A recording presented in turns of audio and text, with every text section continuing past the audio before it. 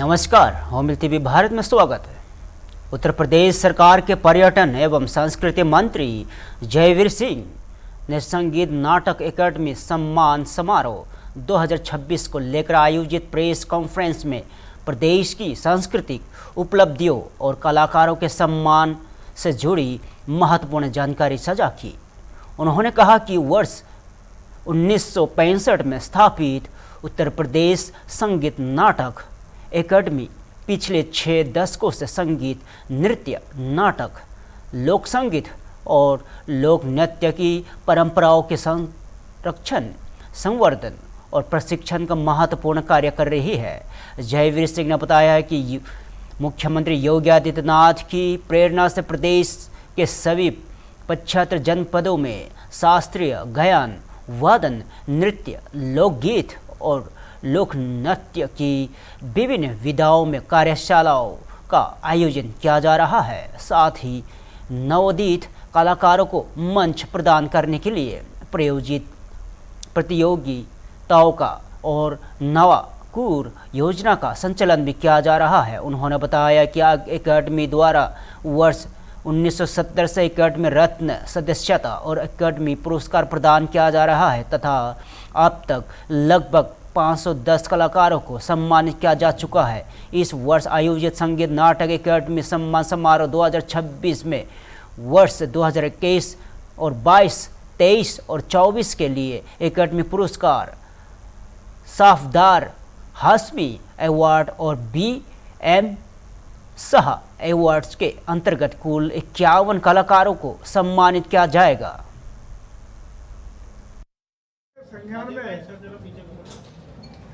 आदरणीय मुख्यमंत्री योगी आदित्यनाथ जी के नेतृत्व में 2022 के चुनाव के बाद दूसरी बार सरकार के गठन के बाद जब से दायित्व तो हम लोगों को संस्कृति और पर्यटन विभाग का मिला, उसके बाद पर्यटन और संस्कृति दोनों में ही कार्यशैली में नीतियों, रीतियों, कार्यक्रमों में व्यापक रूप से सुधारात्मक परिवर्तन करने का ठोस प्रयास शुरू किए गए। उन ठोस प्रयासों में जहाँ संस्कृति विभाग में रहता था कि हमारे जो विभिन्न अकेडमियाँ हैं, संस्थान हैं, उनके कलाकारों की बात हो, प्रदेश के अन्य विभिन्न विधाओं के नृत्य, संगीत, नाट्य, वादन, इन सब में जो कलाकार थे उनको भी उनकी अपेक्षा के अनुरूप हम कार्यक्रम नहीं दे पाते थे। कार्यक्रम कहीं एक निश्चित महानगरों तक सीमित थे। जो भी कलाकारों को कार्यक्रम मिलते थे, पहले कार्यक्रम मिलने में कहीं दिक्कत होती थी, मिल भी जाता था तो उनको भुगतान के तमाम शिकायत रहती थी। इन सब परिस्थितियों और बातों को देखते हुए हम लोगों ने उस समय तय किया कि पूरे प्रदेश में जितने भी हमारे विभिन्न विधाओं के कलाकार हैं उनको वर्गीकरण कराने का, ABC 3 कैटेगरी कराने का, तीनों कैटेगरी का मानदेय निर्धारित कराने का हम लोगों ने निर्णय लिया। यही नहीं, और उसके परिणाम स्वरूप आज प्रदेश भर में 17,000 कलाकार हमारे रजिस्टर्ड हैं, ऑनलाइन रजिस्टर्ड हैं। तो जो रजिस्टर्ड कलाकार हैं उनकी कैटेगरी निश्चित की गई और उन कैटेगरी का अलग अलग मानदेय ABC 3 कैटेगरी का निर्धारित किया गया।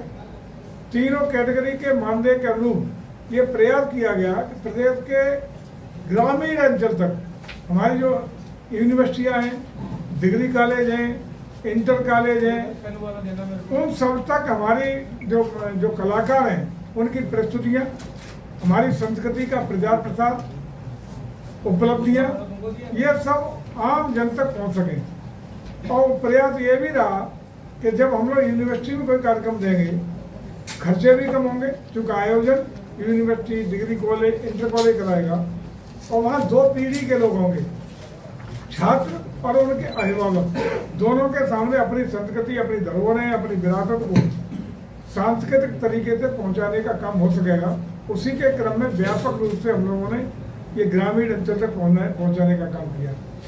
साथ ही साथ हमारी जो अलग अलग अकेडमियाँ थी, इसका एक और परिणाम आया कि जो हम लोग कलाकारों को कार्यक्रम दे रहे हैं तो ये सुनिश्चित किया गया कि प्रत्येक कलाकार को साल में कम से कम 3 कार्यक्रम जो रजिस्टर्ड कलाकार हैं उनको कराएं, और जब कलाकार का कार्यक्रम हम लोग उसको दें उसी दिन उसके साथ उसका 50% उसके मानदेय का भुगतान करेंगे। परफॉर्म करने के 15 दिन के अंदर उसका शेष भुगतान उसके अकाउंट में पहुंचेगा, ताकि किसी प्रकार की कोई धारमेल या भ्रष्टाचार की शिकायत न रह सके, ये भी सुनिश्चित किया गया। इसके तहत 17,000 कलाकारों को लगातार हम लोग विभिन्न विधाओं के कार्यक्रम गांव के देहात से लेकर महानगरों तक विभिन्न अवसरों पर देने का काम कर रहे हैं, और हमारी university, degree college, inter college और अन्य संस्थान और अकेडमियाँ इसमें शामिल हैं। इसके हमारी जो उत्तर प्रदेश संगीत नाटक अकेडमी, विभिन्न अकेडमियों में महत्वपूर्ण अकेडमी हमारी उत्तर प्रदेश संगीत नाटक अकेडमी है। यहाँ के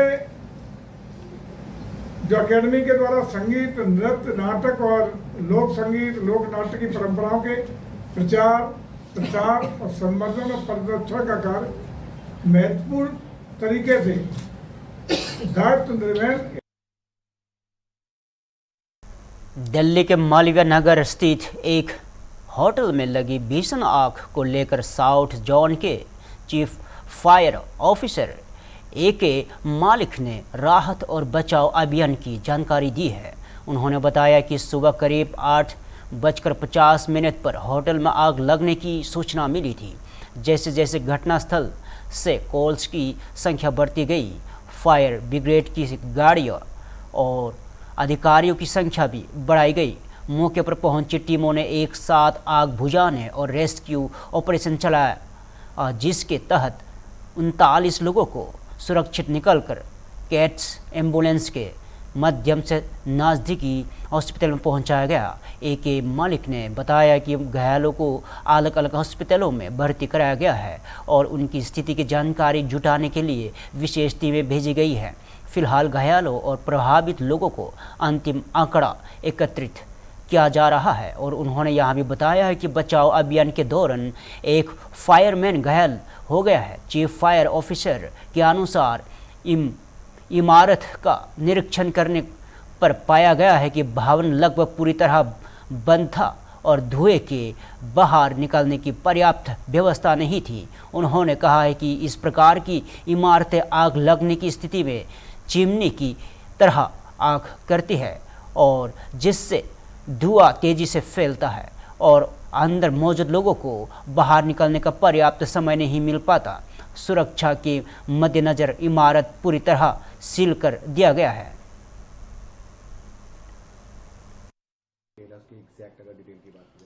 देखिए, सुबह 8:50 पे हमें एक कॉल मिली थी कि एक रेस्टोरेंट में आग है। उसके अनुसार जो है हमने इनिशियल टर्नआउट किया था। 7 गाड़ियाँ शुरू में भेजी गई थी और असिस्टेंट डिविजनल ऑफिसर का टर्नआउट किया गया था। लेकिन जैसे जैसे कॉल्स वहाँ से ज़्यादा आई हमें, तो हमने गाड़ियाँ बढ़ाई और ऑफिसर्स की कैटेगरी भी बढ़ाई। इस जो हमारी टीम वहाँ शुरू में पहुँची तो उस वक्त जो उन लोगों ने फायर फाइटिंग भी करी और सर्च एंड रेस्क्यू ऑपरेशन भी चलाया, और 39 लोगों को हमने जो है वहाँ से निकाल करके कैट्स के थ्रू और PCR वहाँ पर थी, उनके थ्रू जो है नियरेस्ट हॉस्पिटल में शिफ्ट कराया। सर, अभी तक अगर मरने वाले आपको क्या जानकारी मिली, कितने लोगों की इसमें डेथ हो गई और कितने इसमें फॉरनर, क्या कुछ ऐसी कोई जानकारी मिली कि क्या है? देखिए, टोटल जो अलग अलग हॉस्पिटल्स में लोग गए हैं, हमने अलग अलग हॉस्पिटल्स में अपनी टीम भेजी हुई हैं डिटेल इकट्ठी करने के लिए। अभी हमारे पास मैक्स हॉस्पिटल की डिटेल आई है, उसमें जो है 38 लोग एडमिटेड हैं, जिसमें से कि 20 डेड हैं और 18 डेड हैं और 20 इंजर्ड हैं। बाकी हॉस्पिटल्स की डिटेल अभी हमारे पास आ जाएगी तो हम आपसे शेयर करेंगे। कितने फॉरनर्स हैं और कितने वो हैं वो मैं आपको नहीं बता पाऊंगा, ना ही हम वो बताते हैं या हम उस तरफ हमारा कंसर्न होता है। हमारा कंसर्न होता है कि हम लोगों को बचाएं, और उसमें से कितने मेल फीमेल ये डाटा जरूर हमारे पास मिल जाएगा आपको। तो क्या सर मौजूद थे, फायर फाइटर्स मौजूद थे, उन्होंने बताया होगा कि फॉरनर्स है या नहीं है कुछ?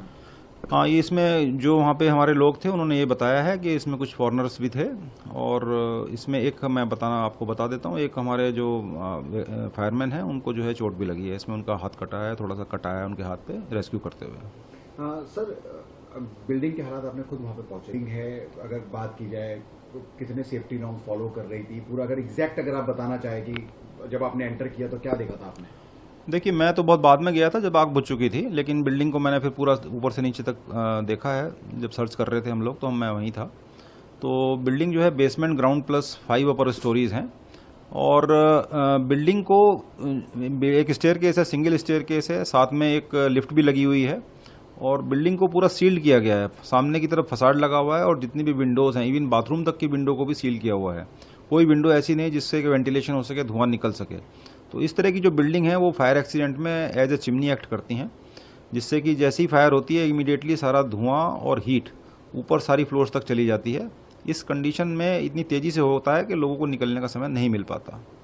चिमनी की बात करी आपने कि अगर और डिस्क्राइब करना चाहे तो इसमें ये बेसिकली एक शाफ्ट की तरह बिल्डिंग एक्ट करती है। जब उसमें वेंटिलेशन आप सारा क्लोज कर दोगे तो एक जैसे आप शाफ्ट बना देते हैं, उस शाफ्ट की तरह एक्ट करती है। तो उस शाफ्ट में जैसे ही, क्योंकि फायर के जो प्रोडक्ट्स हैं वो लाइटर देन एयर हैं, तो इमीडिएटली ऊपर की तरफ राइज होते हैं, जिसमें हीट भी होती है, गैसेस भी होती हैं और स्मोक भी होती है। बेंगलुरु में कर्नाटक के मनोनीत मुख्यमंत्री के शपथ ग्रहण समारोह से पहले कांग्रेस नेता अशोक एम पटन का बयान चर्चा में है।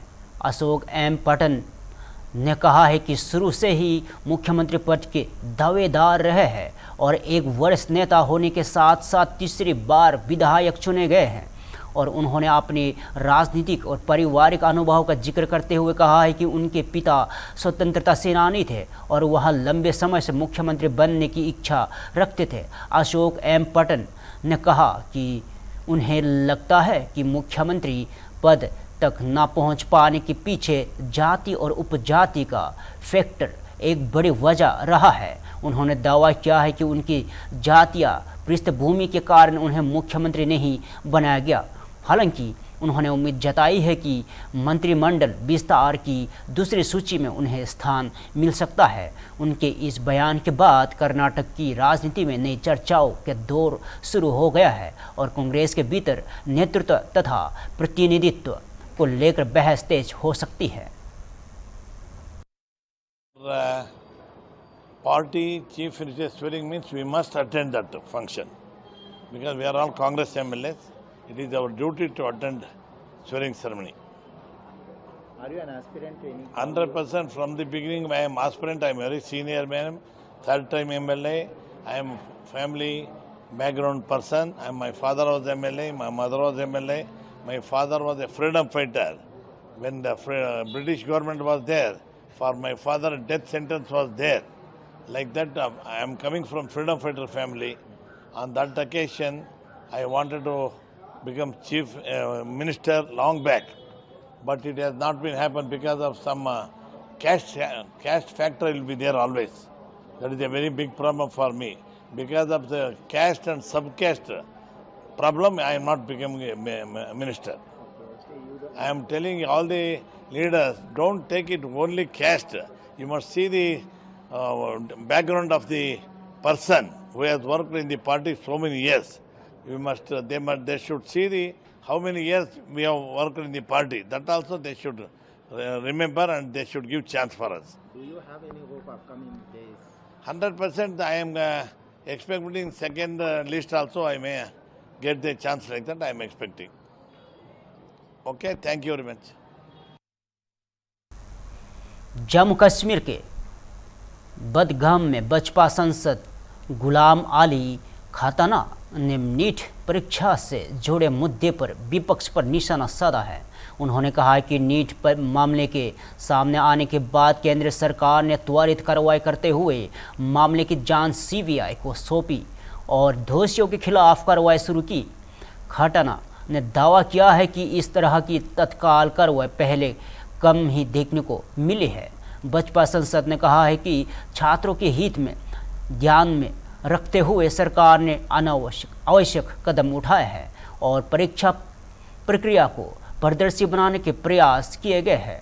और उन्होंने विपक्ष पर आरोप लगाते हुए कहा है कि उसने संवेदनशील मुद्दों पर विभ्रम और अफरा तफरी का माहौल बनाने की कोशिश की। और गुलाम अली खताना ने कहा है कि ऐसे समय में सकारात्मक सुझाव और रचनात्मक सहयोग अधिक महत्वपूर्ण होता है। कल हम देख रहे हैं जंतर मंतर पे एक प्रोटेस्ट भी होने वाला है जिसमें सोनम वांगचुक भी पार्ट ले रहे हैं। नई पार्टी जो है सोशल मीडिया पर आ गई है, कॉकरोच जनता पार्टी, वो भी उसमें पार्ट ले रही हैं। वो कह रहे हैं कि कहीं ना कहीं से एजुकेशन मिनिस्टर को इस्तीफा देना चाहिए। तो आप इसको कैसे देखते हैं? कि जिस तरह से यूनियन मिनिस्टर साहब ने नीट का वो इंसिडेंट सामने आने के बाद जिस तरह से जो कल्प्रिट्स है उनके खिलाफ कार्रवाई सीबीआई के माध्यम से शुरू करा है, और जिस तरह से ट्रांसपेरेंसी और फुल प्रूफ मैकेनिज्म का शुरुआत करी है, मुझे नहीं लगता है कि इतना इंस्टेंट कोई एक्शन कभी हुआ हो। और किस तरह से उनके लिए, बच्चों के लिए सुविधा और उनको फ्री एग्जाम्स के लिए विदाउट फी के लिए, और अपोजिशन का रहता है।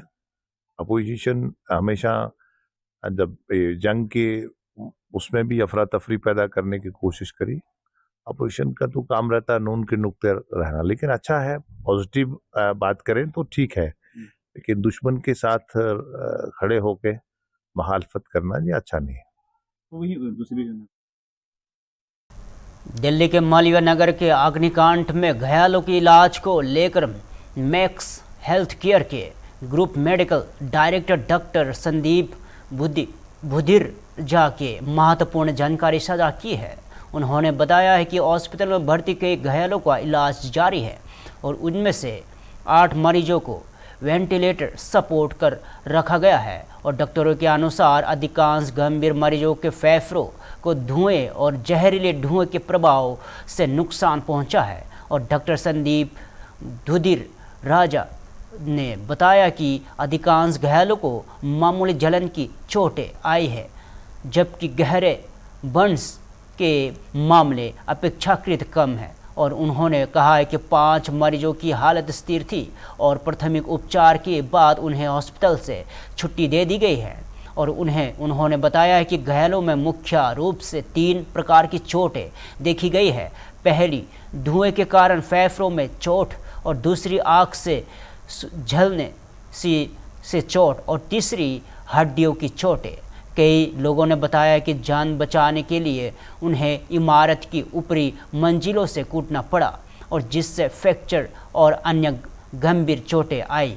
मैक्स हॉस्पिटल के अनुसार इस हादसे में हॉस्पिटल लाए गए 18 लोगों की मौत हुई है और जिनमें से 9 पुरुष और 9 महिलाएं शामिल हैं।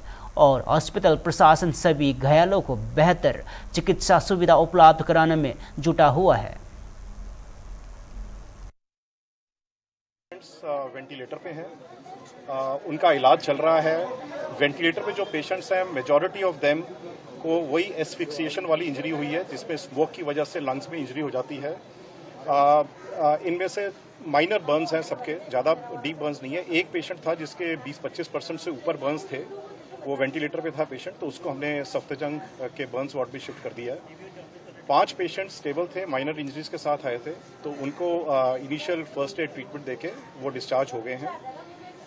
जो पेशेंट्स बेसिकली 2-3 तरह की इंजरीज थी प्रोडोमिनेटली। एक जैसे मैंने कहा लंग्स की इंजरी थी एस्फिक्सिएशन वाली, सेकंड माइनर बर्न्स, और तीसरी बोन्स इंजरी, बिकॉज काफ़ी पेशेंट्स ने क्लेम किया कि वो ऊपर बिल्डिंग से उन्होंने जंप किया था, तो जिसकी वजह से फ्रैक्चर्स थे, लॉन्ग बोन फ्रैक्चर्स थे, पेल्विक बोन फ्रैक्चर था। एक पेशेंट का स्पाइनल इंजरी है जिसकी सर्जरी हो रही है न्यूरो सर्जरी में। तो अब पूरी कोशिश चल रही है कि जो पेशेंट्स एडमिटेड हैं आईसीयू में वेंटिलेटर पे और विदाउट वेंटिलेटर, कि उनकी पूरी मेहनत कर रहे हैं उस पर, एंड देखते हैं कैसे। कुछ पेशेंट्स उनमें अभी क्रिटिकल हैं, तो ट्रीटमेंट चल रहा है सब। वो मेरे पास डिटेल्स अभी नहीं है, बट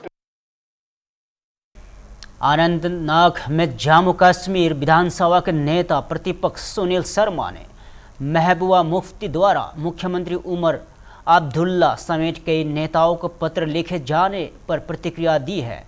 सुनील शर्मा ने कहा है कि वर्तमान परिस्थितियों में ऐसे पत्रों का कोई औचित्य नहीं है और यहाँ केवल राजनीतिक मुद्दों को दोबारा उभारने का प्रयास है। सुनील शर्मा ने कहा है कि कुछ राजनीतिक दल और परिवार एक बार फिर अनुच्छेद 370 के मुद्दे को उठाने की कोशिश कर रहे हैं, जबकि यहाँ केवल उनका भ्रम है। उन्होंने कहा है कि जम्मू कश्मीर को राज्य का दर्जा देना बसपा के एजेंडे का हिस्सा है और इस संबंध में पहले भी स्पष्ट किया जा चुका है कि उचित समय पर राज्य का दर्जा बहाल किया जाएगा। उन्होंने दावा किया है कि प्रदेश में सुरक्षा और शांति की स्थिति लगातार सुधार हुआ है और शर्मा के अनुसार पिछले वर्षों की तुलना में हालत काफ़ी बेहतर हुए है और स्थानीय युवाओं के हथियार उठाने की घटनाओं में भी कमी आई है। उन्होंने कहा है कि राज्य का दर्जा तभी दिया जाना चाहिए जब यहाँ पूरी तरह सुनिश्चित हो जाए कि क्षेत्र में स्थायी शांति और स्थिरता कायम है। ने जो खत लिखा है ऑल पार्टीज को, उसको आप कैसे देखते हैं? देखिए, मुझे लगता है कि इस वक्त कोई औचित्य नहीं बनता है किसी खत का, किसी पत्र का। मैंने कल भी कहा कि दो परिवार हैं और दोनों परिवारों के जो ये एक पूर्व मुख्यमंत्री और एक वर्तमान मुख्यमंत्री हैं, यदि ये सामने आके ये कहते हैं कि भाई अब 370 की आवश्यकता नहीं, कश्मीर के लोगों को ये बता दें, तो फिर कोई औचित्य बनता है। अन्यथा ड्यूअल करैक्टर रख के कहते मुंह में राम राम और बगल में छुरी, सब पार्टीज को काल करके ये दोबारा से 370 का राग लापना चाहते हैं। ये इनका भ्रम है। अब 370 दफन हो चुका है। हाँ, स्टेटहुड जो है, स्टेटहुड भारतीय जनता पार्टी का एजेंडा है, वो तो इनका एजेंडा नहीं है। हमने कहा है कि स्टेटहुड आएगा, लेकिन जब तक न नरेंद्र मोदी जी और अमित शाह जी को ये पूरा आश्वस्त हो। पश्चिम बंगाल में महिलाओं के आर्थिक सशक्तिकरण को लेकर शुरू की गई अन्नपूर्णा योजना को लेकर राज्य सरकार में मंत्री अग्निमित्र पॉल ने बड़ा बयान दिया है। उन्होंने कहा कि यहां सरकार के लिए गर्व और खुशी का विषय है कि लंबे समय से की जा रही अपेक्षा अब पूरी हुई है और महिलाओं के खातों में योजना की राशि सीधे ट्रांसफ़र की गई है। और मंत्री ने कहा कि यहां केवल आर्थिक सहायता नहीं बल्कि महिलाओं को आत्मनिर्भर बनाने की दिशा में एक महत्वपूर्ण कदम है। और अग्निमित्र पॉल ने बताया कि शुभेंदु अधिकारी के नेतृत्व में महिला प्रभारी कार्यालय से योजना का शुभारंभ किया गया। उनके अनुसार लगभग 28,25,769 सत्यापित महिला लाभार्थियों के बैंक खातों में 3,000 रुपये की राशि सीधे ट्रांसफ़र की गई है। उन्होंने कहा है कि योजना का लाभ उन महिलाओं को मिलेगा जो भारत के नागरिक है और पश्चिम बंगाल में निवास करती है। मंत्री ने स्पष्ट किया है कि पात्रता के आधार पर ही लाभ दिया जाएगा। यदि वितरण में किसी कारणवश देरी होती है तो यहां सुनिश्चित किया जाएगा कि केवल पात्र लाभार्थियों को ही योजना का लाभ मिले।